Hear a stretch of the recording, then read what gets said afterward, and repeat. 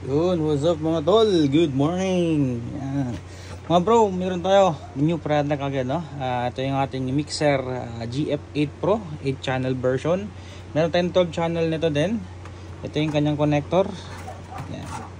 Hindi ko na ginamit kasi may extra naman ako. Tsaka ito yung kanyang manual, no? So, nilabas ko na siya for testing kasi papadala ko rin to sa San Jose Antique kay Sir Henry. So, these are the demo units, no? So pinapadala natin yung mga demo units natin, of course, para ma-review at ma-improve yung product design. Pero however, no, may mga additional natin na parating. Ito, nasa barko na rin. Kasi daming humabol ng order eh. Actually demo pa lang to, pero since ang daming nag-order ng mga pre-order, so nagdagdag na agad ako sa factory, hindi ko na hinantay yung ano. Okay, so bro, ito is 8 channel unit. Again, no, meron tayong 12 channel unit nito. Ito yung entry level ko. Kumbaga sa mixer, ito yung pinaka basic ko. Okay? Basic pero medyo improved na rin siya kumpara sa iba. Okay?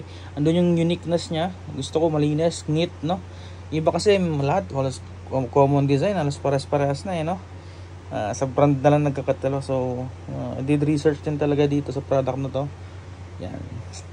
Di ko akalain brad na ganoon siya kaganda sa actual. Okay. Ayun. Madilim lang kasi sa room ko ngayon. Pero ito siya. Okay, so again 8 channel. Yung phantom power niya brad, naka-segment siya, no? 4 per channel. Okay? 4 channels sa isang kanyang phantom power. Okay, may individual power siya. So the reason naman doon is because di naman all the time sa mga basic, sa mga pambahay, di naman kailangan lahat naka-phantom power, no? So mayroong cases na iba nga ayaw nito eh. Kasi napipindot nila accidentally. Okay, may mga nangingialam lalo sa mga new beginners, no? Kasi again, this is for basic. Okay? Presyo din nito is also budget friendly. Okay, pero again brad, sa presyo nito, yung price na kalimutan ko, pero na-post ko na to sa Facebook. Believe talaga. Anyways, mga shadows, oh. Pero kayo na lang mo-search.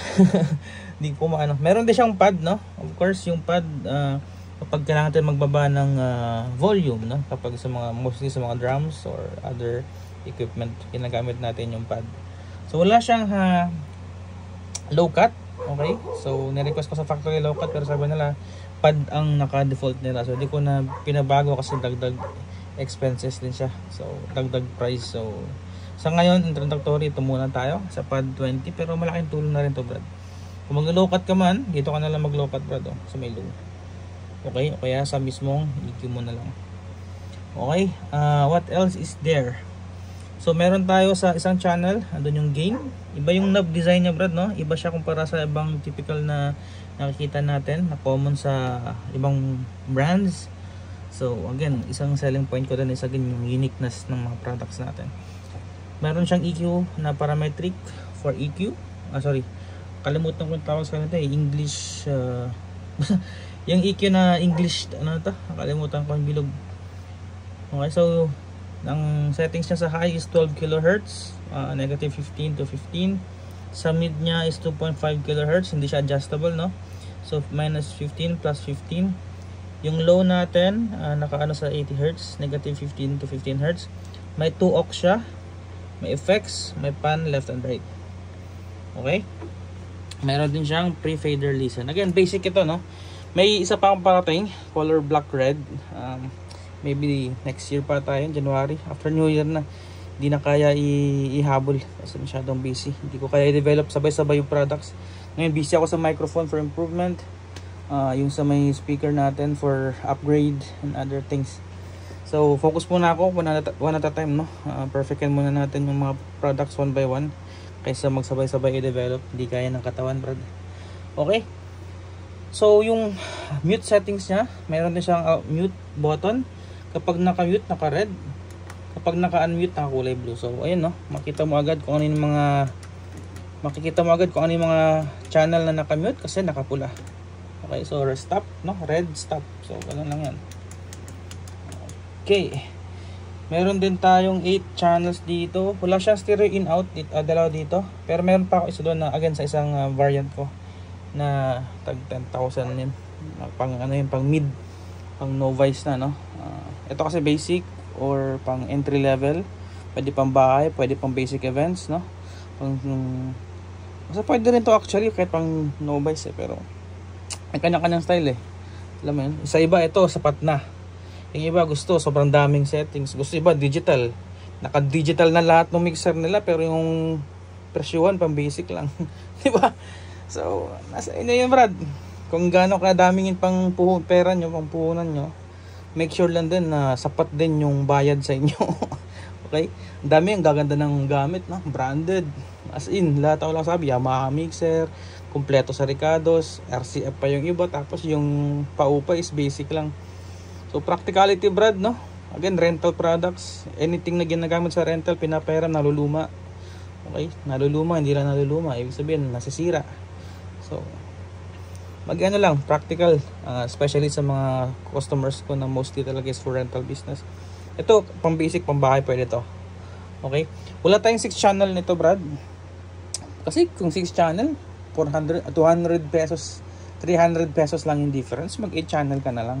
I know may mga naghahanap ng compact, pero dito na, in case kasi kailanganin mo, mag-upgrade ka na naman, bibenta mo yung luma mo. Tapos, sayang pera, Brad Alam mo yun, direct mo na agad.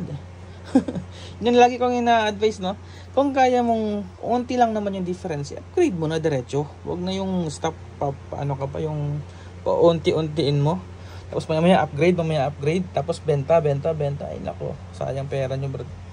Pag bumili mo ka ng brand new nito, tapos bibenta mo after 1 year o 6 months, presyo nito wala pa sa kalahati, siguro 30% na lang. Ganun ka buraot yung mga alam mo yun, buraot yung mga ibang buraot Grabe makatawad. Anyways, okay, proceed tayo dito. Meron siyang sariling slider sa USB or MP3. Okay, so kulay blue, hindi kagad malilito. Binago ko agad yung lahat ng mics kulay white, gusto malinis tingnan. Ito pinapalitan ko ng blue, MP3 or Bluetooth. Bakit blue? Kasi nga Bluetooth. Di ba? Ganun lang yan, simple logic. Orange, nasanay ako sa FX orange kasi orange na rin. Lahat ng FX orange. Okay, yung may tayong mono dito na pwedeng pang gamitin pang sub, no? Meron ka mga active subwoofer or kung gusto mo pang monitor whatsoever, pwede siya. May sarili siya slider yung mono mo. Yung tapping or yung connection ng mono is dito. Okay, then sa main natin meron tayong left and right. Okay, yan, red din. So all ng mains ng mono, mons lang yung main ng lahat na to is all reds. Okay, what else is there? Sa tape, dito meron tayong RCA cable for tape and record, no? So pwede tayong mag-record, pwede tayong mag-listen ng tape connected sa ating mga TVs or DVDs or other older devices. So yung tape, Brad, yung tape volume, sa nakalagay yung tape, ito yung volume ng tape. So yan, lahat ng mains are red, no? Ito yung volume ng tape. Okay, ito yung volume ng aux, ito yung volume ng aux 2. Okay, and then yung ating phones, headphones ito. Okay, which is ito naman kung gusto mong makinig sa headphones. Okay, so dapat pag mag-kinig ng headphones, naka-select yung EPFL natin or yung pre-fader listen. Okay, kaya L, listen using your headphones. Okay, tapos ito rin, aux 1, aux 2, ito yung connection. Meron siyang return. Okay, meron siyang phone or headphones or mono, dalawang main na XLR, meron din tayong PL na out, basic lang. Okay, then 7 band EQ. Okay, medyo malaki yung ating slider dito na rubber. Okay, so meron tayong 7. Meron tayo itong switch ng USB and Bluetooth. So right now naka blue, no? Bluetooth. So pag select natin, long press lang. Yan, hindi pa long press, one press lang, kukonect siya sa Bluetooth. Okay, makikita mo dito USB, yung icon niya, meron siya dito naka ano lang, tawagin yung paikot, repeat. Okay, tapos pag kinonect mo siyempre yung USB andito. Okay, so also pwede rin ito gamitin sa computer, Brad. I-demo ko na lang next videos natin pag dumating yung second batch natin.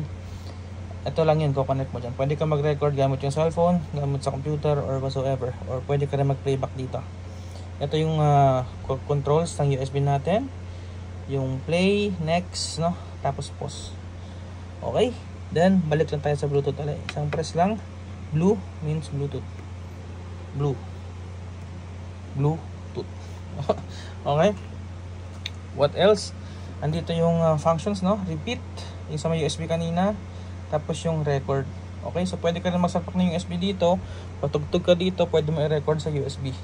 Okay? What else? Baba tayo dito. Ito yung volume sa return. Ito naman yung effects. Okay, so meron tayong 99 effects, bro. Di mo kailangan napakadami, bro. Ang iba 256, 300 plus. Putik ka, ano gagamitin yung lahat? Okay, ginagamit lang natin ng effects, bro, para sa microphones. Okay, so ang effects natin dito, reverb. So kung sa Yamaha yan yung hall, small hall, big hall, no? So meron siyang parameters 1 to 27. So 1 yung pinakamaikli ang reverb, 27 yung pinakamataas na reverb. Okay, yung mga big hole. Small hole is 1 to something, 1 to 10. Middle hole is again, pag mas mataas yung number, isabihin mas mahaba yung reverb niya. Okay? Ito naman yung pangalawa nating effects is 2853 early reflection delay. So yung mga gumagamit ng mga digital na DSPs, ibig sabihin lang yan, pag makita nila, no? That is early reflection delay. It's same as with the reverb. Okay, yung early reflection, reverb plus delay.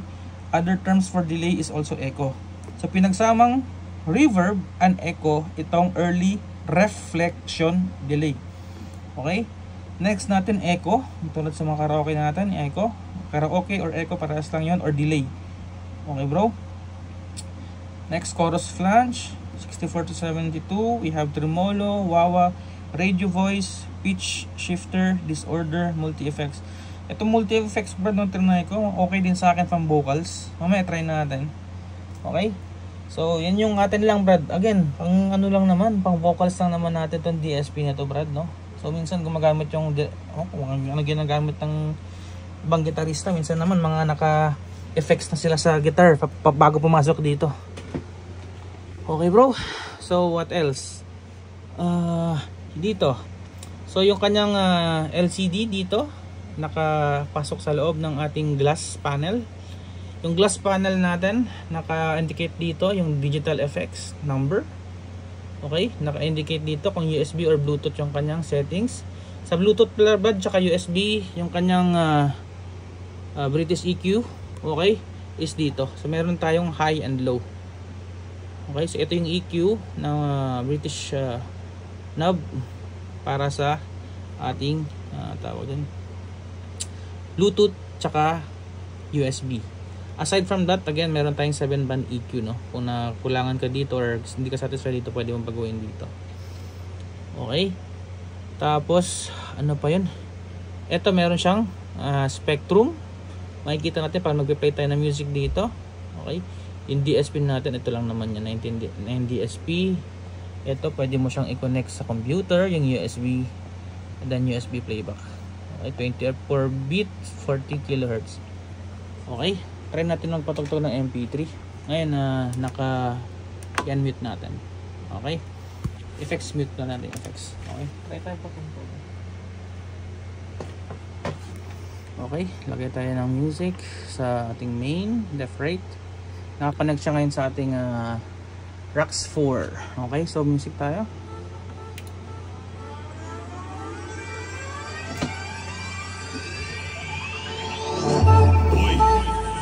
Oi, atenção. So dito pa lang, Brad, makikita natin meron siyang sariling spectrum analyzer, no? So makikita agad natin kung saan yung frequency na medyo makapal.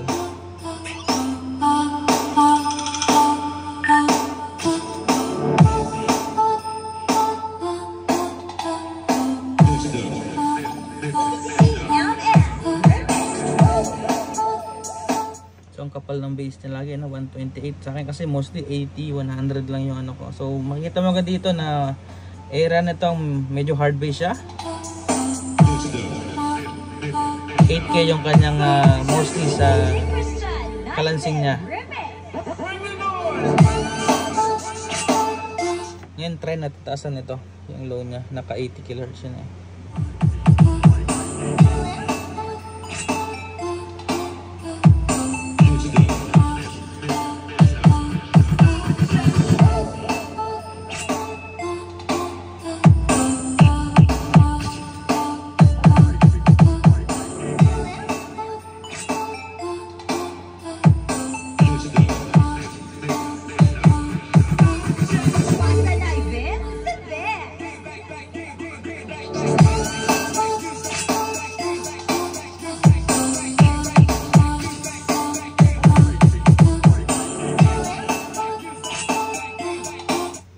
ang ilaw dito, Brad.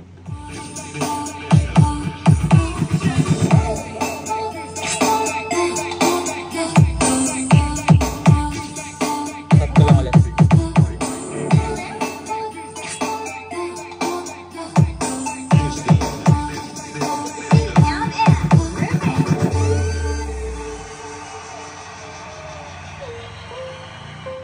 Okay.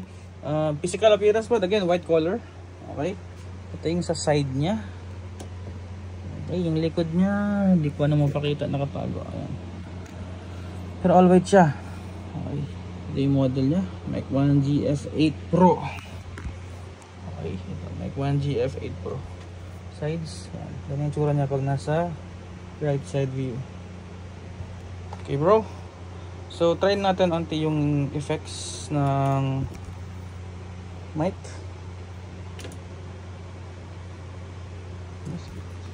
Gamitin natin yung ating microphone. Sound check. Eh, naka-off pala. Gamitin ko na tong isa kong microphone. Ito yung button sa baba. Okay, nag-pair na agad siya. Check, hello. Check, hello, check, mic check. Lagay ko sa tripod, medyo mabigat. Ang hirap mag-record pag naka-solo lang. Sa aking keyboard. Sorry, tripod. Yung pinagsasabi. So, ngayon, Brad, nakahawak ko microphone, naka-on na ta. Okay? So, ngayon, hindi mo siya maririnig kasi naka-mute, no? So off lang natin. Mute, naka-blue na siya. So naka-engage. Volume tayo. Check, mic check. Right now, naka-ano tayo? Naka-digital effects number 4. Yan. Check, mic check. So konting reverb. Lagay tayo ng effects dito. Unmute natin yung effects. Check. Hello, mic check 1, 2. Check, mic check 1, 2. Yan o. Okay na yung number 4, bro. Sa akin okay na siya. Bawasan ko lang po. Maririnig tayo ng kapitbahay naman. Check, mic, check, hello. Check, mic, check, hello. So for, mag-change tayo ng the effect, yung DSP niya or effects, rotate lang natin yung knob. Halimbawa, lagay natin sa early reflection delay. Okay, number 40. Halimbawa, press. Check, mic, hello. Check. Check. Mic, check. Okay, kulang pa. Check. Hello. So, yan yung early reflection delay. Rinig mo yung delay? Ulit. Okay. What else? Try natin yung echo. Check. Mic, check. Rinig mo yung delay? Okay. Next one. Try natin yung iba. Check. Hello, mic check. Ito naman yung chorus flange. What else? 74. Ito naman yung tremolo. And then 77. Check. Mic check. Wawa. Okay. Radio voice tayo. Try natin. Check. Mic check. Hello. This is the radio voice effect of the Macman GF8 Pro. Pitch shifter. Ipit yung boses. Hello, mic check 1, 2. This is the effects of the Macman GF8 Pro pitch shifter. Next natin. Number 93. Disorder. This is the effects of Macman GF8 Pro disorder. Sa gusto ka dito, Brad, yung multi-effects. Itong disorder, okay ito pala, no? Para siyang pwede sa mga events, sa mga nagsasalita. Next natin, ito, multi-effects. Yan, meron siya parang echo. Check, mic check, hello. Hello, mic check. Yan, parang sa akin okay ditong multi-effects, no? So, pinaka-common na naman reverb. Ginagamit natin, hold.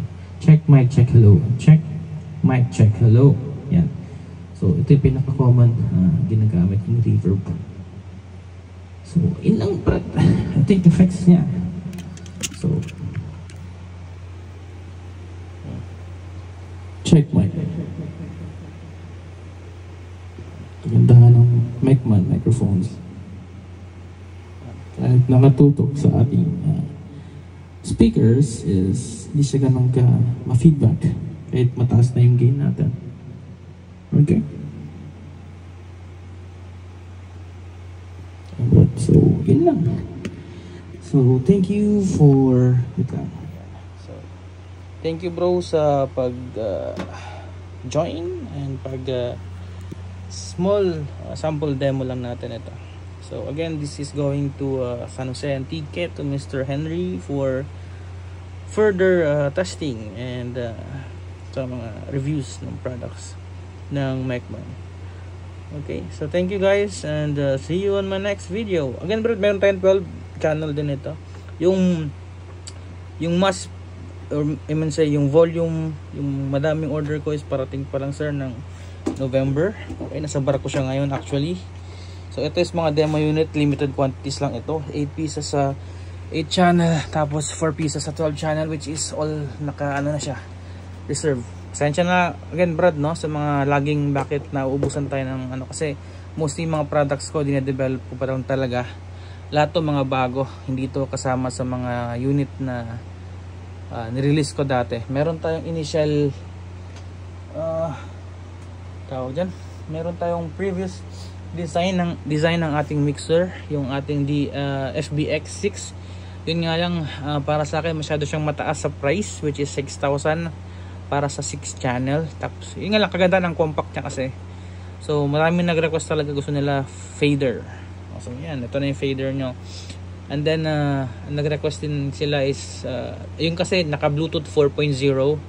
Itong ating GF8 Pro is naka ano siya, pinaka latest na siya na Bluetooth na 5.0 or 5.1, nakalimutan ko. So ito may range siya up to 20 meters, kayang i-connect yung Bluetooth. So yun yung advantage nito. Okay, sa ibang mga brands hindi ko alam kung anong version ng Bluetooth nila, pero ito 5 yung ano nila, as per testing namin umabot siya ng 20 meters.